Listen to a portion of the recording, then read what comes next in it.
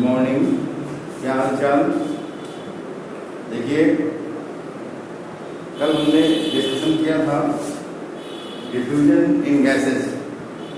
गैसों में डिफ्यूजन कैसे होता है, विसरण, इसकी चर्चा हमने कल की थी आप लोगों से। गैसों का डिफ्यूजन, गैसों में डिफ्यूजन कैसे होता है, इस बात पर चर्चा करते हैं। आज हमें समझना है diffusion in liquids. This is part 4, date 18/6/2020, class 9, chemistry, chapter 1, part 4, diffusion. Topic diffusion है, विसरण, यही इसी का पार्ट चल रहा है। देखिए, diffusion in liquids, diffusion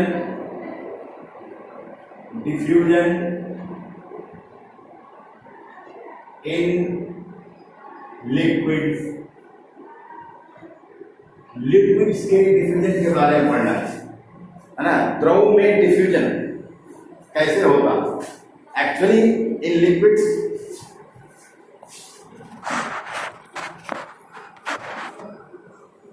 liquid में सभी ठोस, लिक्विड एंड गैसेस सब डिफ्यूज हो जाते हैं।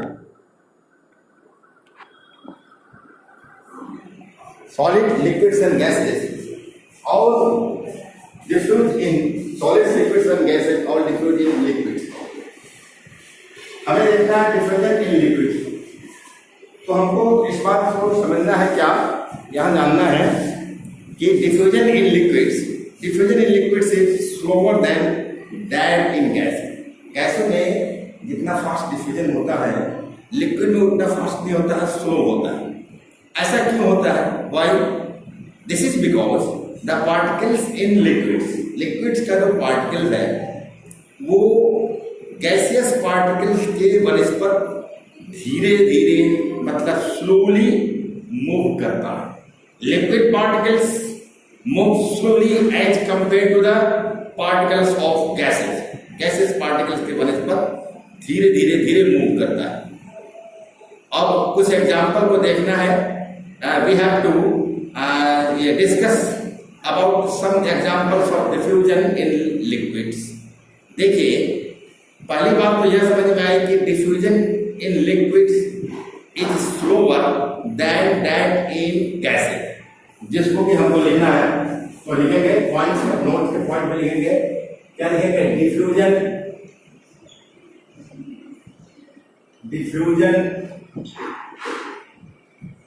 है ना, diffusion in liquids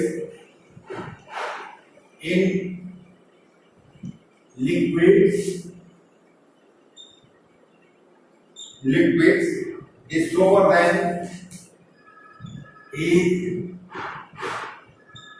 slower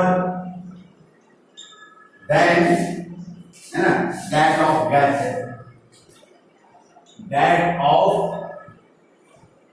gases, ठीक है। तो कारण क्या है इसका, है ना, हम तो समझ गए कि diffusion in liquids is slower than that of gases, but what is the casual factor? कारण क्या? कारण यह है कि because the particles of liquids move slowly as compare to the particles of gases. गैसों के पार्टिकल से लिक्विड का पार्टिकल स्लो मूव करता है, तो इसलिए diffusion in liquids is slower than that of gases. एक बात समझ में आ गई? अब एग्जांपल्स के लिए देखना है, तो यहां हम इसको लिख सकते हैं क्या कि बिकॉज द पार्टिकल्स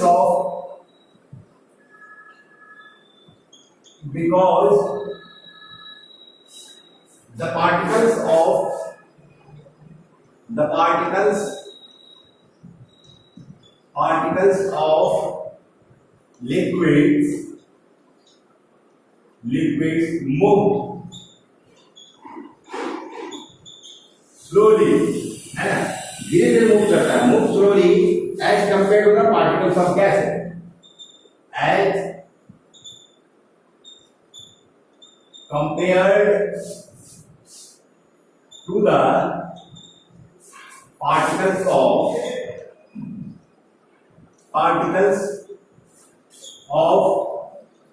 गैसेस। यह बात समझ आ गई? कारण इसका कि diffusion in liquids is slower than that of of gases. क्यों ऐसा होता है? क्योंकि because the particles of liquids move slowly as compare to the particles of gases. Liquid particles slowly move करते हैं गैसेस पार्टिकल्स के वजह से। ये बात समझ में आ गई? इसका एग्जांपल देखना हमको, है ना। एग्जांपल 1, एग्जांपल समझना। पहला एग्जांपल क्या है कि the spreading of purple colour of potassium permanganate. Potassium permanganate के हम अगर ये क्या करते हैं, पोटेशियम परमैंगनेट के अगर हम क्रिस्टल को डालते हैं वाटर में, बीकर के वाटर में पोटेशियम परमैंगनेट क्रिस्टल को डालते हैं, तो हम देखते हैं पोटेशियम परमैंगनेट का पर्पल कलर पूरे बीकर के वाटर में, मतलब बीकर के पूरे वाटर में स्प्रेड हो जाता है, फैल जाता है ना, और अपने से फैलता है। उसको स्टिर करने की भी जरूरत नहीं है, चलाने की भी जरूरत नहीं है, किसी ग्लास रॉड से चलाने की जरूरत नहीं है ना। Due to the diffusion of potassium permanganate particles into water. Potassium permanganate particles का वाटर में डिफ्यूजन होता है, जिसके कारण पोटेशियम परमैंगनेट अपने से, है ना, बीकर के संपूर्ण वाटर में फैल जाता है, स्प्रेड कर जाता है और संपूर्ण वाटर को पर्पल कलर में चेंज कर देता है। तो यहाँ क्या है, if a crystal of potassium permanganate, एक पोटेशियम परमैंगनेट का क्रिस्टल अगर किसी बीकर में, यहाँ बीकर है और बीकर में हम क्या लिए हुए हैं, यहाँ वाटर लिए हुए हैं, ठीक है, पानी है, और अगर पोटेशियम परमैंगनेट का क्रिस्टल अगर डाल दें, यहाँ H2O है, वाटर, और यहाँ पोटेशियम परमैंगनेट का एक क्रिस्टल है, मान लीजिए, है ना, क्या है, KMnO4 क्रिस्टल, कहेंगे क्या, K, है ना, पोटेशियम परमैंगनेट, Km, है ना, NO4, है ना, क्रिस्टल अगर इसमें डाल देते हैं तो पूरा जो है ये पूरा पर्पल कलर में चेंज हो, पूरा पानी, ये संपूर्ण वाटर जो है पर्पल कलर में चेंज हो जाता है। ऐसा इसलिए होता है कि KMnO4 जो है पोटेशियम परमैंगनेट, वो सॉलिड सब्सटेंस है। जब वाटर में जाने पर, है ना, वाटर में जब जाता है तो क्या होता है, उसमें से उसका मॉलिक्यूल जो है पार्टिकल छूटता है और तब वाटर मॉलिक्यूल के साथ टकराता है और वाटर मॉलिक्यूल के इंटरमॉलिक्यूलर स्पेस में समा जाता है, जिसके कारण धीरे धीरे फैलता है और बीकर के संपूर्ण वाटर जो है वो क्या हो जाएगा, पर्पल कलर में चेंज हो जाता है, यह कारण। तो इस एग्जांपल के रूप में हम इसे लिख सकते हैं कि the spreading of purple colour of potassium permanganate into water on its one is due to the diffusion of potassium permanganate crystals into water. तो we can write this example, हम लिख सकते हैं क्या, लिख सकते हैं कि the spreading of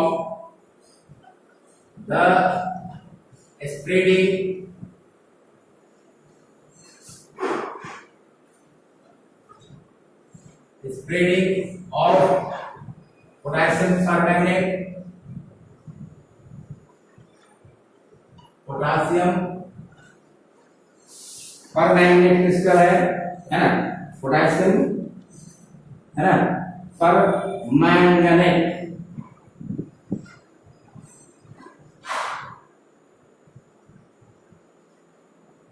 manganate crystal, potassium permanganate crystal जो है मैंगनेट क्रिस्टल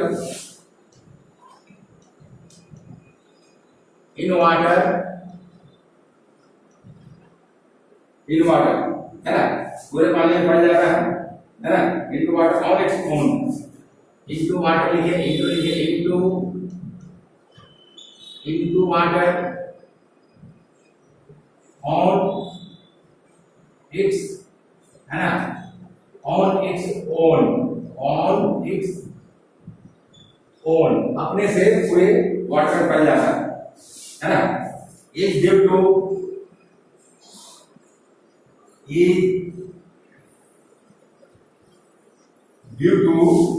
क्या होगा, the diffusion of potassium permanganate particle into water, the diffusion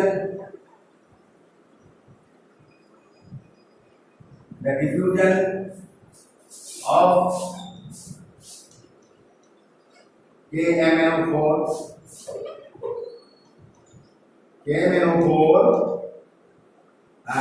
particles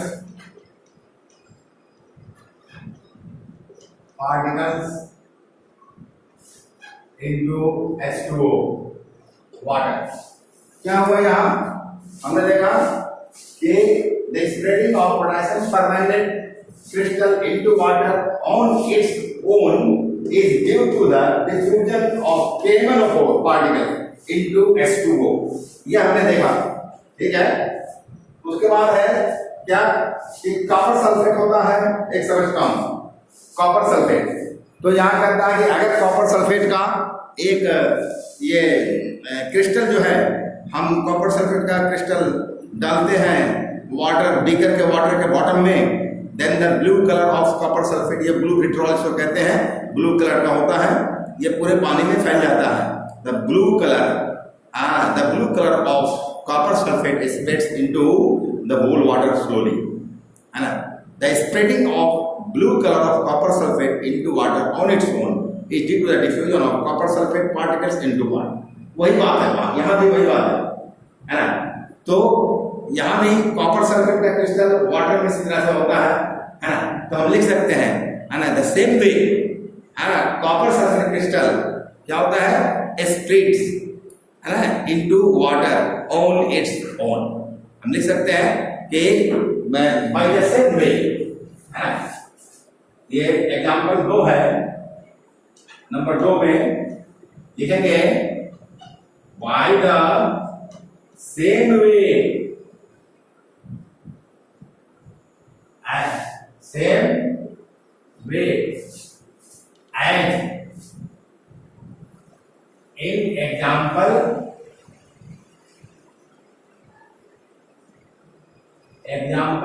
1, copper sulfate CuSO4 and spreads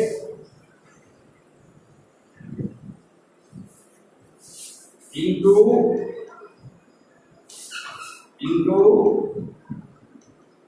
water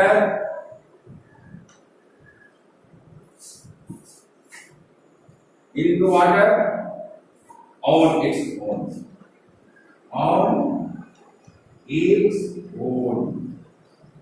इस तरह से कॉपर सल्फेट भी घुल जाता है।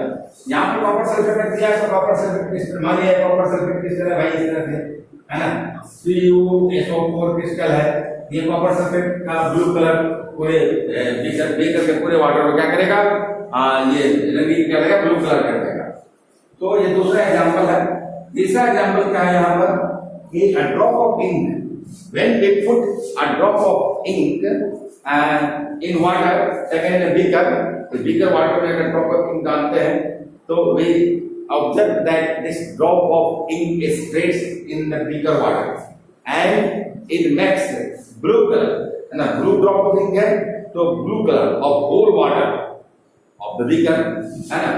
तो ये कर लेता है। और ये भी होता है इसी प्रोसेस से, क्या जिस तरह से एग्जांपल 1 और 2 में देखा, उसी पर प्रोसेस से फैल जाता है पूरे बीकर के वाटर में, है ना। अगर बीकर के पूरे वाटर में, संपूर्ण वाटर में, और बीकर के वाटर को, है ना, ब्लू कर देता है। therefore we can write the spreading of ink in water। 3 number में the spreading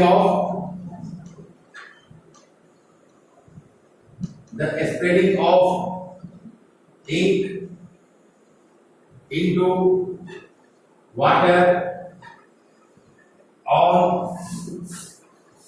its own is due to the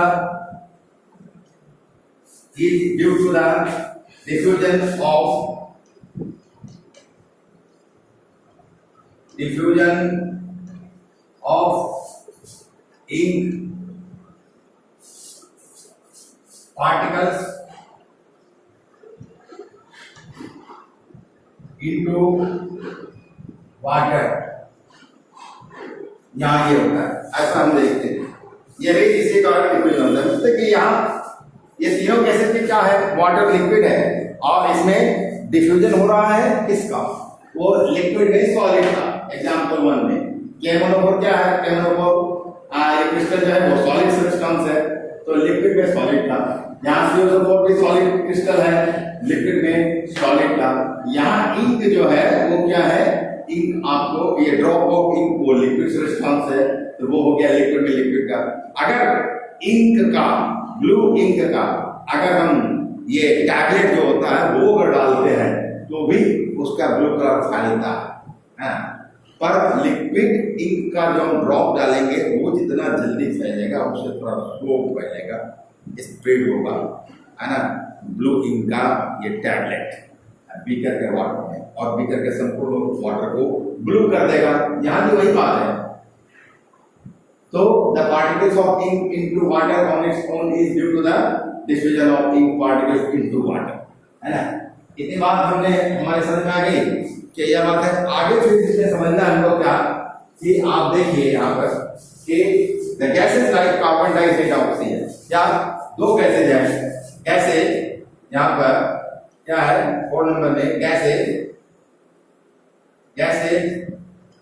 like CO2 carbon dioxide and O2 ये हो गया ऑक्सीजन। ये gases like carbon dioxide CO2 and oxygen both are dissolve in water, पानी में दोनों dissolve होते रहते हैं, है ना। ये एटमॉस्फेरिक गैसेज है, एटमॉस्फेरिक एयर में रहते हैं। पर वाटर जो है पॉन्ड्स के, लेक्स के, वेल के, रिवर्स के जो वाटर है उस वाटर में ये atmospheric gases carbon dioxide and O2 दोनों एक लिमिट तक घुलनशील है, खुले रहते हैं। और फिर एक्वाटिक प्लांट्स जो पानी में होने वाले जो पौधे हैं, जो पानी में जन्म लेते हैं, जीवन बिताते हैं, वो पौधे वाटर में घुले हुए कार्बन डाइऑक्साइड गैस को लेकर फोटोसिंथेसिस प्रोसेस परफॉर्म करते हैं और अपना भोजन जो है, खाना खुद स्वयं बनाते हैं। और फिर एक्वाटिक एनिमल्स जो है जिन्हें सांस लेने के लिए ऑक्सीजन चाहिए, तो वो क्या करते हैं, वो फिर वाटर में जो घुला हुआ ऑक्सीजन है उसी ऑक्सीजन को लेते हैं और वो अपना रेस्पिरेशन का प्रोसेस, है ना, पूरा करते हैं, उनमें चलता है और जीवित रहते हैं। तो इस तरह से मछलियों को हमने देखा है, मछलियों को गल्फर होते हैं, गिल्स होते हैं, और उसमें गिल प्लेट्स होते हैं। ये गिल प्लेट्स में जो सेल्स होते हैं वो विशेष किस्म का सेल्स कोशिकाएं होती हैं जो पानी में घुले हुए ऑक्सीजन को एब्जॉर्ब करके ब्लड को दे देती है, वो ऑक्सीजन जाता है उसके पूरे शरीर में, है ना। तो इस तरह से aquatic plants that dissolve carbon dioxide, atmospheric carbon dioxide, and perform their photosynthesis process by which they make their food themselves. Aquatic animals take dissolved oxygen, aquatic animals take dissolve atmospheric oxygen and perform their respiration process. And they be alive, वे जीवित रहते हैं। तो इस तरह से हम देखते हैं कि gases like CO2 and O2 are dissolved in water and this dissolution of this two gases takes place by the process of diffusion. ये डिफ्यूजन विसरण प्रोसेस से ही डिसॉल्व हो जाते हैं, जिससे कि एक्वाटिक प्लांट्स और एनिमल्स जीवित रहते हैं। तो ये बात समझ में आ गई हमको, है ना। तो the carbon dioxide gas and oxygen gas present in air means atmosphere diffuse in water, into water, पानी में डिफ्यूज होते हैं। कहाँ के वाटर में, तो water of ponds, water of lakes, water of rivers, in water of seas, है ना, ये डिजॉल्व होते हैं इसके अंदर। और फिर क्या होता है, the aquatic plants use the dissolve carbon dioxide for preparing their food by photosynthesis process, and aquatic animals use dissolved oxygen of water for breathing, सांस लेने के लिए, है ना, वे ऑक्सीजन यूज करते हैं। This is an example of diffusion of gases into a liquid. So in fact solids, liquids as well as gases can diffuse into liquids.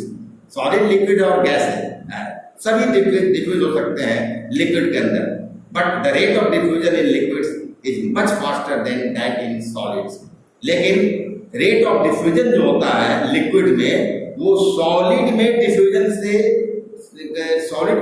का जो रेट होता है उससे बहुत ज्यादा तेज होता है, बहुत फास्टर रेट होता है लिक्विड में डिफ्यूजन का रेट, है ना।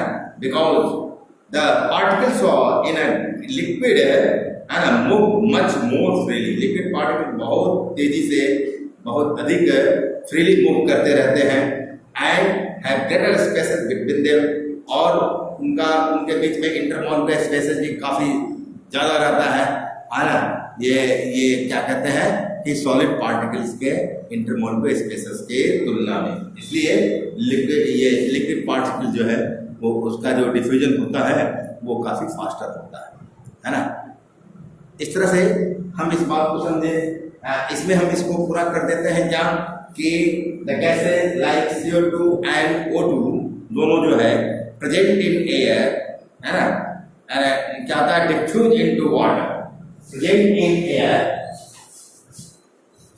Present in air, diffuse in water, water में डिफ्यूज होते हैं है ना। ये डिफ्यूज इन वाटर है ना, water of ponds, lakes, rivers and sea and dissolve in it and dissolve in it, dissolve रहते हैं in it, इसमें dissolve रहते हैं है ना, due to which है ना ये aquatic plants and animals है ना use these carbon dioxide and oxygen respectively है ना। Plants use for to preparing their food and animals use for their breathing के लिए यूज करते हैं। फिर यहाँ देखेंगे कि the rate of diffusion in liquids is much faster than in solid। क्या लिखेंगे, the rate of diffusion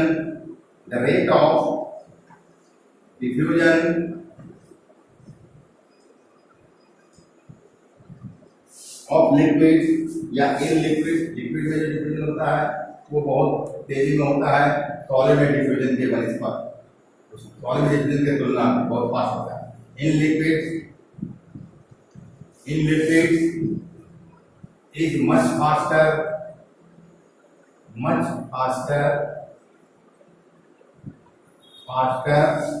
क्या than in solid है ना, much faster than that in solid, than that in solid। बस तो आई थिंक ये आप समझ लिए। I think that all of you have understood about diffusion in detail। diffusion in solids, diffusion in gases, diffusion in liquids, and next day we will discuss about diffusion in solids। So I think that most of the conception you may have got already from this discussion, and I think that for today this much is enough, and tomorrow I will discuss about next topic, diffusion in solids। Okay, thank you.